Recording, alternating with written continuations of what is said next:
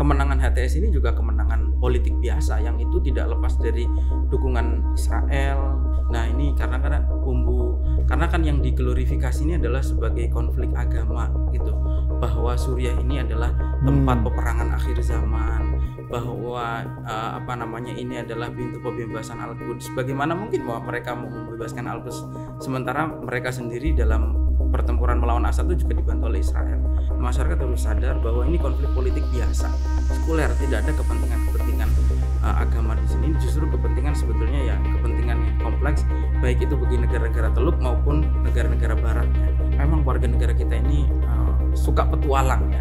Jadi ketika perang Afghanistan kita sudah pernah punya gelombang FTF, dan gelombang FTF itu yang kemudian ketika pulang mereka mendirikan JI.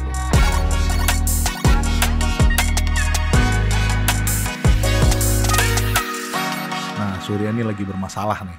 Nah, Pak D, pasti udah dengar kan soal Suriah nih? Ya, Suriah ini kayaknya harus menjadi perhatian karena dulunya sebuah negara yang demikian maju, Indah banget dengan ilmu pengetahuan. Sekarang hampir rata peradabannya dengan tanah. Pak D udah pernah ke Suriah? Berapa kali saya. Bahkan ke Suriah pun sekarang sudah nggak ada bandaranya. Harus lewat yang namanya Libanon. Aneh banget di Suriah ya, kekuasaan tiba-tiba dari katanya si Bashar al-Assad ini dulunya orang yang disukain, terus juga dituduh sebagai penjahat perang, mempertahankan kekuasaannya begitu lama, tiba-tiba dalam 12 hari runtuh. Ya, ini memang anomali di luar perhitungan banyak orang. Dan di situ pemainnya memang banyak juga sih. Nah, ini dia nih pemainnya banyak dan juga katanya ada WNI.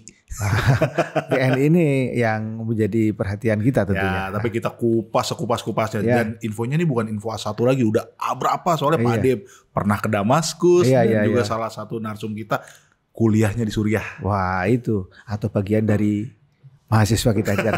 Ya pasti kan. Ya, silakan dikenalkan. Gus Naji. Ya. Assalamualaikum. Waalaikumsalam warahmatullahi wabarakatuh. Selamat datang di TikTok. Terima kasih. Ini tadi sempat ngobrol-ngobrol sama Gus Naji. Dia tuh kuliah di Suriah tahun 2008 ya Gus ya? Ya. 2009 saya pulang 2012 akhir. Dan setelah perang saudara pecah udah bolak-balik Suriah juga ya? Iya. Saya sempat beberapa kali ke Suriah. Ya. Gus, saya tanya pertama aja. Saya pertama ke Suriah, saya mendapati Suriah itu indah. Ya, indah. Artinya mirip-mirip dengan Mesir lah. Tapi yang kedua ke sana itu sudah hampir rata dengan tanah. Sebetulnya menurut Gus Naji, apa kesan ini benar atau tidak? Ya, sangat benar sekali. Suriah ini negara yang sangat indah sekali karena itu selalu menjadi rebutan peradaban. Semua peradaban besar hampir pernah mendiami Suriah ya. Dari mulai Babilonia, Mesopotamia, Bizantium, Umayyah, Utsmani dan peradaban-peradaban yang lain, saya kira termasuk peradaban Kristen tertua juga ada di sana. Jadi ini negara yang memang sangat indah dengan kawasan yang berbatasan dengan Libanon yang melahirkan seorang penyair besar bernama Khalil Gibran. Yang keindahan alamnya ini menginspirasi keindahan-keindahan syairnya. Jadi memang dulu negara yang sangat indah ya. Negara bukan hanya indah tetapi juga dulu negara yang sangat aman. Sehingga sebetulnya saya sendiri ketika ada di sana, ketika pertama kali di sana, gak mengira bahwa beberapa tahun kemudian Suriah itu akan hancur. Karena dulu minimal sepanjang saya di sana saya nggak pernah melihat orang berkelahi, tidak pernah melihat orang pencurian, nggak pernah. Bahkan ya dalam hal-hal yang kecil ya, kalau di Indonesia tuh kan kita baru selesai sholat Jumat. Kalau sholat Jumat di Indonesia ini ketar-ketir kalau bawa sendal yang bagus ya. Kalau di sana itu aman ya. Kalau di Indonesia itu kan ada yang orang-orang yang berangkat pakai swallow, pulangnya karfil. Ambil yang baik, tinggalkan yang buruk. WhatsApp. Nah, di sana juga ekonominya makmur saya kira ya. Masyarakat sana itu sejahtera ya, bahkan orang-orangnya dermawan. Saya termasuk orang yang sangat dibantu oleh masyarakat ketika belajar di sana, banyak mendapatkan banyak menerima kebaikan masyarakat di sana, bahkan ya karena orang kaya jadi banyak mempekerjakan WNI juga gitu.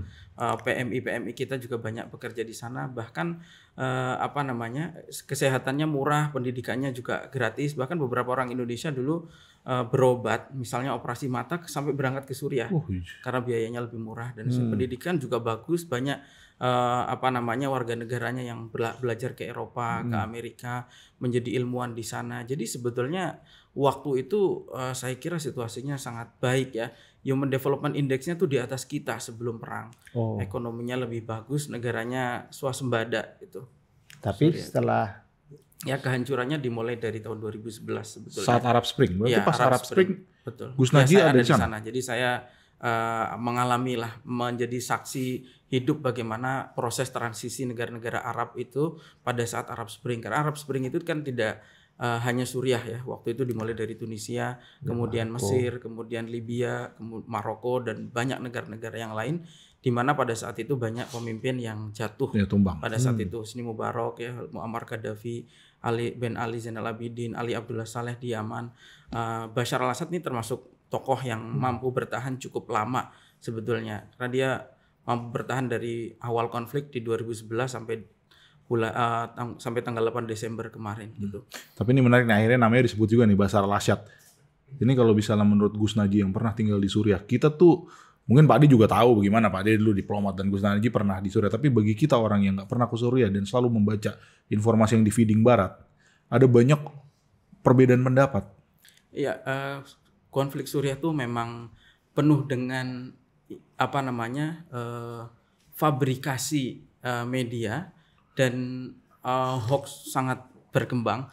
Makanya dunia Barat sekalipun beberapa analis Barat menyebut bahwa konflik Suriah ini disebut sebagai revolusi Photoshop karena saking banyaknya produksi gambar video yang palsu sebetulnya. Itu kayak banyak hal lah. Yang paling mendasar mungkin saya ingin menyampaikan ya sebagai orang yang pernah hidup di sana. Ya.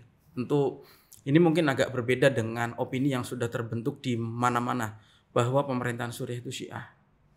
Tetapi kalau kita lihat semua orang yang mengatakan ataupun percaya bahwa pemerintahan Suriah itu Syiah, itu tidak ada satupun yang bisa menunjukkan bukti bahwa Assad itu Syiah. Kedekatan dia dengan Iran, apakah itu bukan bukti otentik? Murni politis. Dia tidak hanya kerjasama dengan Iran. Sebelum perang dia kerjasama dengan negara-negara Sunni. Bahkan sebelum perang itu sebetulnya dia sudah hampir membuat aliansi pertahanan dengan Turki. Dengan Qatar dulu juga sangat dekat. Bahkan Sheikhoh Moza, seorang ibunya seorang ratu ya di Qatar, itu punya istana di Damaskus. Saking dekatnya hubungan antara Damaskus dan negara-negara Teluk, negara-negara Sunni pada saat itu. Tapi kalau kita lihat misalnya dari segi tentu masalah keyakinan itu masalah yang ada di dalam hati. Tetapi kita bisa menilai dari yang tampak ya. Misalnya dari segi personal Bashar al-Assad. Bashar al-Assad ini di hari-hari besar dia biasa melakukan sholat di publik. Misalnya ketika Idul Fitri, Idul Adha, kemudian sholat Jumat, dia sering sekali, dan hari-hari besar Maulid Nabi dan seterusnya, dia sering sekali sholat di publik ya. Dan dia sholat diimami oleh imam yang Sunni. Ada Syekh Muhammad Said Ramadan Al-Buti, itu guru saya. Kemudian ada Syekh Muhammad Adnan Al-Afyuni dan beberapa ulama yang lain. Lalu kemudian Bashar al-Assad ini sholat dengan tata cara yang sama sekali tidak ada Syiahnya sama sekali. Ya, mungkin yang kita tahu. Misalnya orang Syiah itu kan sholatnya agak berbeda sedikit ya, punya perbedaan. Ada gerakan sedikit. Tepukan ya. Ada gerakan tepukan, misalnya ada batu turbah istilahnya yang ditaruh di tempat sujud. Assad tidak pernah menunjukkan itu. Itu dari segi personal. Bahkan dalam sambutan-sambutan tertentu dia menyebut Abu Bakar, Umar, Utsman, Ali, itu sahabat yang kecuali Ali ya. Abu Bakar, Umar, Utsman itu kan tidak terlalu diakui di dalam Syiah misalnya. Dia sholat di Masjid Umayyah. Sementara Umayyah ini adalah dinasti yang tidak disukai oleh orang-orang Syiah gitu. Nah, kemudian ya dulu ya sejarahnya kan dulu Yazid adalah Khalifah Umayyah yang membantai Hussein ya. Kemudian dari segi kebijakan, Assad ini punya kabinet yang diisi oleh mayoritas orang Sunni. Bahkan perangkat-perangkat agama. Seperti misalnya, Assad ini selama Bashar al-Assad meneruskan bapaknya. Dulu bapaknya menunjuk seorang mufti namanya Syekh Ahmad Kaftaro. Itu seorang ulama Sunni. Di mana Syekh Kaftaro ini adalah tempat saya belajar. Gitu. Kemudian setelah Syekh Ahmad Kaftaro meninggal, digantikan oleh seorang ulama yang juga Sunni namanya Syekh Badruddin Hasun. Ini juga ulama Sunni. punya menteri agama, di sana disebutnya menteri wakaf, namanya Dr. Abdul Sattar As-Said, itu juga ulama Sunni. Punya sekolah-sekolah, universitas-universitas besar, semuanya adalah universitas-universitas dan sekolah-sekolah yang Sunni. Misalnya ada Ma'had Al-Fatah Al-Islami, ada Ma'had Syekh Badruddin Al-Hasani, kemudian ada Mujama' Syekh Ahmad Kaftaro, ada Jami'ah Dimash dan lain sebagainya. Jadi ini adalah kebijakan-kebijakan yang tidak tampak sama sekali, tidak ada bukti sama sekali bahwa indikasi yang menunjukkan mengarah bahwa Asad itu Syiah hampir tidak ada. Bahkan kalau kita lihat komposisi penduduknya, memang Suriah ini adalah penduduk yang mayoritas Sunni gitu. Ya. Istri Asad sendiri Asma itu juga seorang Sunni gitu. Makanya tidak ada bukti yang menunjukkan bahwa Asad itu Syiah, hampir tidak ada gitu ya. Kebijakan-kebijakannya gitu, tata cara dia bermuamalah, bahkan kalau kita lihat di semua negara yang di sekitar Suriah itu selalu ada ulama Syiah yang besar. Di Lebanon, di Irak, di Iran. Suriah ini tidak punya ulama Syiah yang besar ya. Itu salah satu tandanya sih Mas, kalau Syiah kan memang harus ada ulama besar kan di kalau itu. Di Iran misalnya ada Khomeini, misalnya di Irak itu ada Ali As-Sistani, ada Muqtada Sadr, misalnya di Lebanon itu ada Nasrullah, dulu ada Husain Fadlullah dan ulama-ulama Syiah yang lain. Di Suriah itu tidak ada gitu. Memang orang Syiah itu ada, tapi kebanyakan orang Syiah yang datang ketika saya di sana itu adalah peziarah. Peziarah itu yang datang dari Pakistan, peziarah yang datang dari Iran, karena di Suriah itu ada beberapa situs makam yang itu situs makam penting bagi orang Syiah seperti Sayyidah Zainab, Sayyidah Ruqayyah. Tetapi di Suriah sendiri isu Sunni Syiah itu nggak pernah muncul sebetulnya. Tidak seperti misalnya di Irak ya. Di Irak itu kan ketika masa Saddam Hussein ada luka ya, ketika Saddam Hussein melakukan pembantaian misalnya terhadap orang Syiah. Tapi Suriah itu bisa dikatakan tidak pernah punya luka terkait masalah Sunni Syiah. Gus, ada dua fakta yang mungkin perlu dikonfirmasi. Yang pertama tadi bilang Syekh Al-Afyuni ya. Kalau nggak keliru terbunuh ya akhirnya. Terbunuh karena bom. Yang kedua yang namanya pemerintahan Asad, baik Asad tua atau Asad muda, itu meninggalkan sebuah beban banyak ya, karena ditemukan yang namanya seratusan ribu orang penduduk yang dibantai.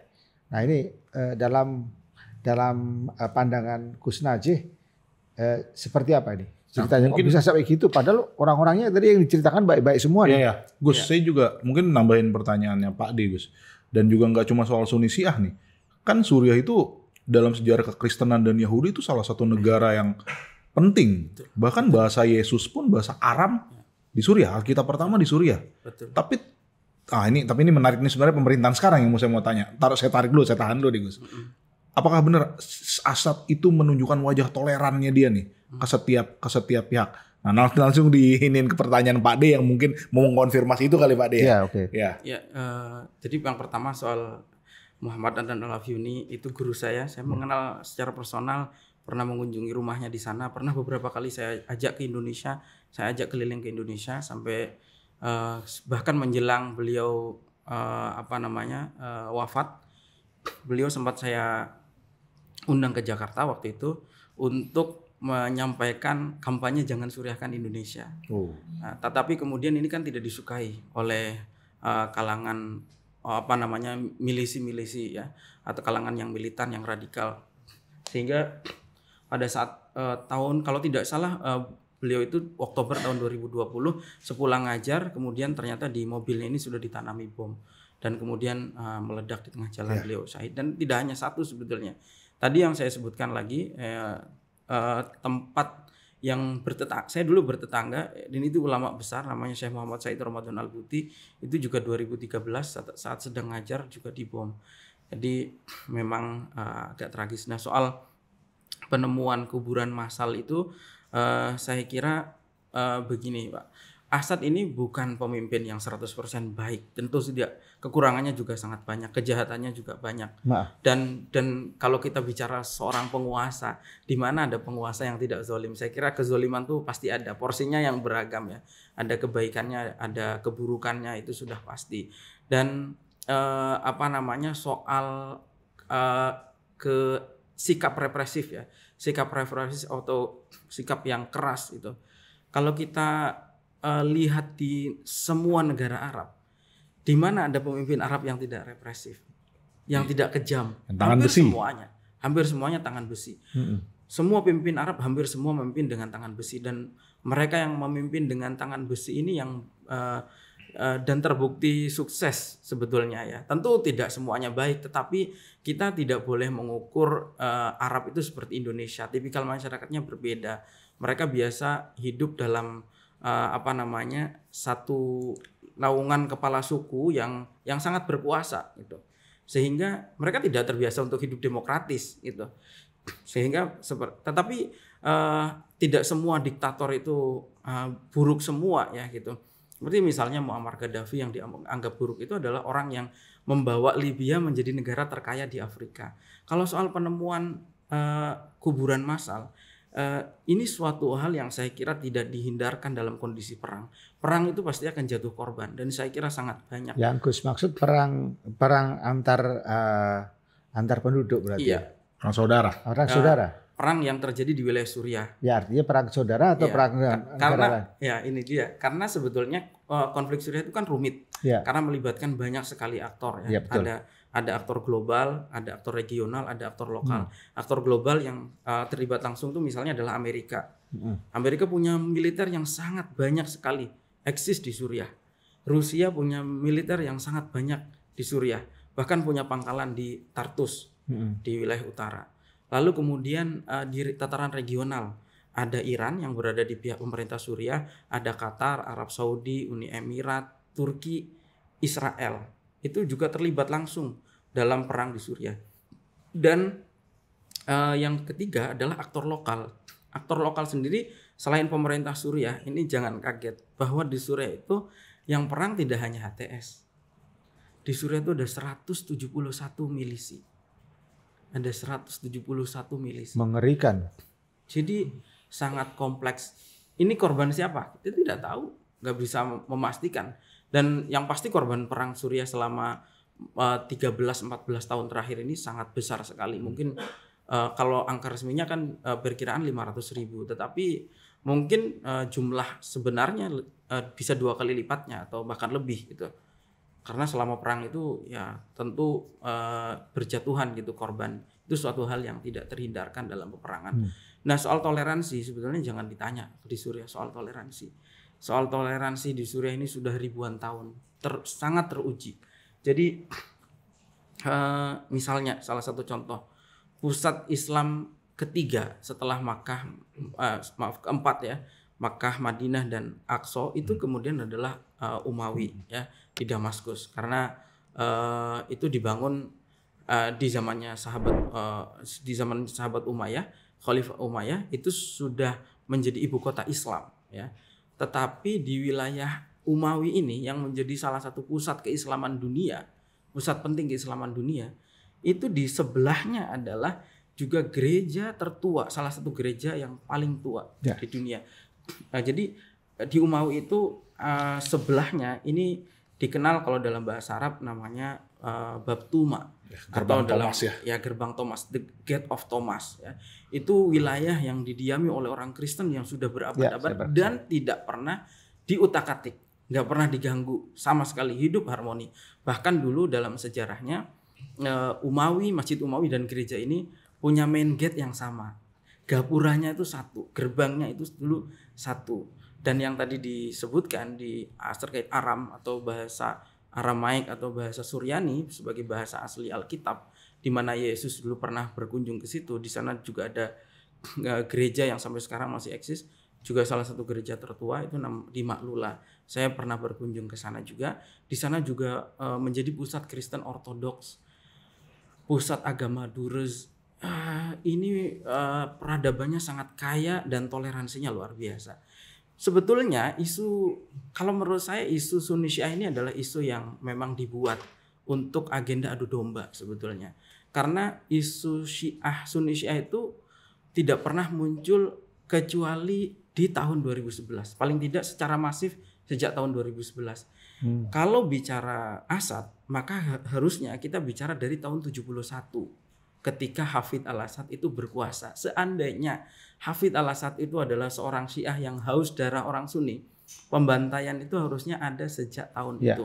Kalau pembantaian, tapi isu ini mulai ada hanya tahun 2011. Tapi seandainya benar bahwa ada pembantaian Sunni oleh Syiah, saya dulu tidak mungkin bisa kuliah di sana.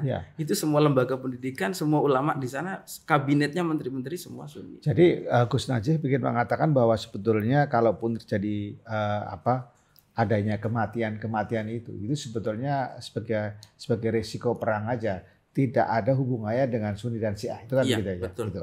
Nah, sekarang kita mulai masuk ke yang lain, Gus. Sekarang kan kondisinya kan jelas nih, kurang kondusif, tidak kondusif, sama sekali tidak kondusif, peradaban rata dengan tanah. Lah kok banyak sekali orang Indonesia ke sana ngapain tuh? Nah, dan infonya Pak De, aku baru dapat infonya, ada yang nggak mau dievakuasi, kayak udah capek-capek mau evakuasi, mereka malah milih tinggal. Ada suatu masa ya, yang saya agak tahu bahwa di Aleppo. Agak tahu atau tahu banyak nih Pak De. Di Aleppo itu warga kita tinggal 200. Nah, hari ini saya cek sana sini masih 1.600. Tapi di seluruh Suriah ya. Oh, banyak sekali. Dalam keadaan kocar-kacir seperti ini kok warga kita pada ke sana gitu loh. Ogah balik lagi kan gitu kan. Ada magnet apa di sana? Ya itulah uniknya warga negara Indonesia ya. Oh ya, unik warga negara Indonesia atau ketidakmampuan berpikir ya? Iya itu dia. Dua-duanya yang pasti, karena mungkin literasi masyarakat kita itu juga rendah ya. Jadi oke lah kalau seumpama itu terjadi sebelum perang ya. Tapi pada saat perang sekalipun, di tengah kecamuk perang, masih saja tuh di bandara itu dulu ketika bandara Damaskus masih beroperasi, masih saja itu ada WNI yang datang untuk bekerja di Suriah sebagai PMI. Sebagai PMI ya gitu, kebanyakan sebagai PMI. Ya ini yang aneh, dan setelah tahun 2014 gelombang kedatangan WNI itu semakin banyak, bahkan bukan hanya PMI tapi juga FTF, Foreign Terrorism Fighter gitu. Bahaya. Dan itu yang kita khawatirkan, gelombang itu akan terjadi lagi sekarang. Jadi pada tahun 2014 itu perkiraan. Jadi memang warga negara kita ini suka petualang ya. Jadi ketika perang Afghanistan kita sudah pernah punya gelombang FTF ya, dan gelombang FTF itu yang kemudian ketika pulang mereka mendirikan JI, menjadi organisasi teroris yang paling aktif di Asia Tenggara gitu. Dan kemudian pada saat 2014 gelombang FTF itu juga besar datang ke Suriah. Perkiraan itu data pastinya tidak ada. Bahkan di pemerintah Indonesia pun nggak punya data pastinya berapa WNI yang gabung dengan ISIS maupun milisi-milisi yang lain. Tapi estimasinya sekitar 3.000-an orang ya. Nah, yang kita khawatirkan sekarang adalah kalau itu terjadi lagi, gelombang FTF itu terjadi lagi. Padahal gelombang FTF jelas tuh sangat merugikan negara kita. Gelombang FTF Afghanistan mendirikan JI. Gelombang FTF Suriah melahirkan kelompok JAD, Jamaah Ansarud Daulah, yang banyak membuat serangan-serangan teror seperti bom Kampung Melayu, bom Katedral Makassar dan lain sebagainya. Itu semua adalah bom yang dilakukan oleh orang-orang yang pulang dari Suriah, FTF yang pulang dari Suriah gitu. Nah, sekarang kita harus antisipasi karena narasi-narasi keagamaan itu sangat kuat dalam konflik ini. Padahal ini sebetulnya konflik politik biasa.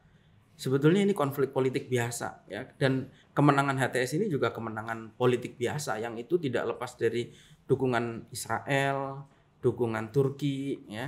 Jadi ini bukan jihad sebetulnya, ini perjuangan yang politik biasa yang bahkan berkolaborasi dengan negara-negara sekuler bahkan seperti Israel. Ini kita bisa lihat sehari setelah kemenangan HTS atau belum berselang sehari setelah kemenangan HTS, Israel langsung masuk ke wilayah Suriah. Jadi secara tidak langsung kita bisa mengatakan bahwa yang paling diuntungkan dari kekacauan politik yang terjadi di Suriah saat ini itu adalah Israel.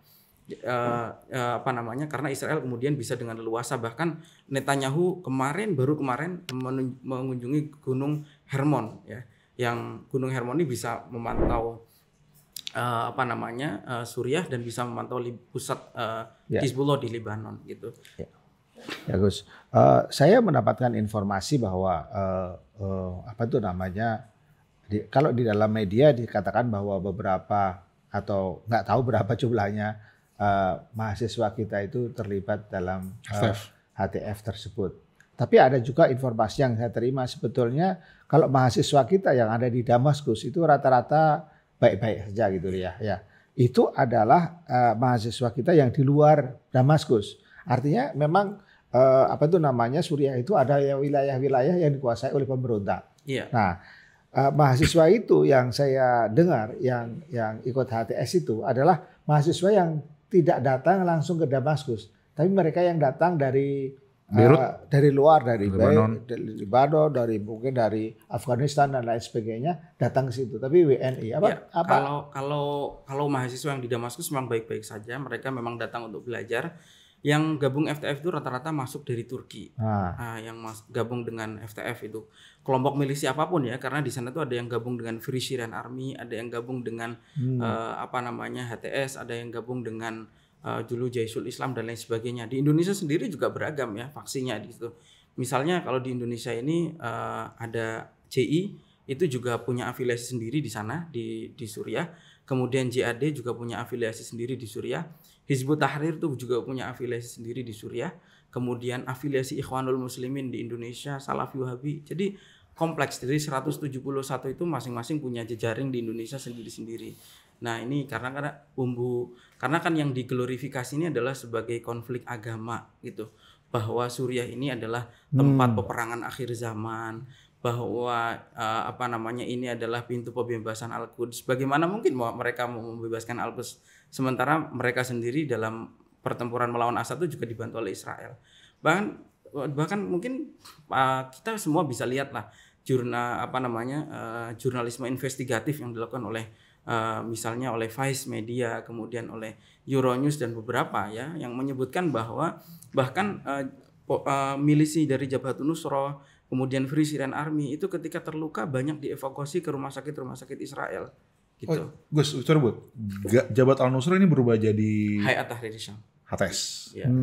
Jadi secara genealogi ke Al-Qaeda. Jadi makanya kita kalau misalnya mengklaim bahwa HTS ini sekarang sudah moderat, itu kesimpulan yang terlalu dini menurut saya. Karena suatu ideologi ini tidak bisa dengan mudah cepat berubah seperti itu. Kita harus lihat belajar lagi sejarah ketika Taliban menang. Taliban mengatakan akan moderat, tapi ternyata tetap aja melarang perempuan bersekolah dan punya kebijakan-kebijakan yang sangat ekstrim saya kira gitu. Kira-kira berapa ya mahasiswa kita yang kemungkinan terpapar atau ikut serta dalam gerakan seperti itu ya? Kalau mahasiswa mungkin kalau mahasiswa yang di Damaskus yang memang belajar ya mungkin nggak ada sih. Tapi kalau yang datang rata-rata kan yang datang langsung dari Indonesia lewat Turki, kemudian dia langsung masuk ke wilayah Suriah itu mereka ya. Itu yang tadi estimasinya dulu sempat itu 3.000-an. Lalu kemudian akhir-akhir itu kan banyak yang ada di camp. Di camp karena laki-lakinya banyak yang sudah meninggal, ada yang di penjara gitu. Nah, yang di camp ini dulu sekitar 700-an. Gitu. Banyak juga ya. Tapi angka ini bisa bertambah lagi dengan kemenangan. Saya dengar bahwa diplomat-diplomat kita yang ada di Suriah itu bahkan tidak boleh keluar dari Damaskus, terlalu leluasa gitu. Sehingga untuk mendeteksi beberapa warga kita yang di luar itu jelas itu menjadi sangat sulit. Sangat sulit. Ya. Betul itu memang sangat sulit. Karena di sana itu penguasanya banyak, Pak. Sampai hari ini pun sebetulnya HTS itu maksimal bisa berkuasa itu mungkin hanya di 50% atau 60%. Sementara wilayah yang lain itu kan masih ada SDF, masih ada ISIS, masih ada Rusia, masih ada tentara Amerika gitu, masih ada milisi-milisi yang lain gitu. Jadi memang mungkin ya Suriah ini belum akan stabil dalam waktu dekat ya. Meskipun kita berharap rekonsiliasi berjalan dengan cepat ya, kemudian recovery, tetapi secara realistis memang tidak mudah gitu.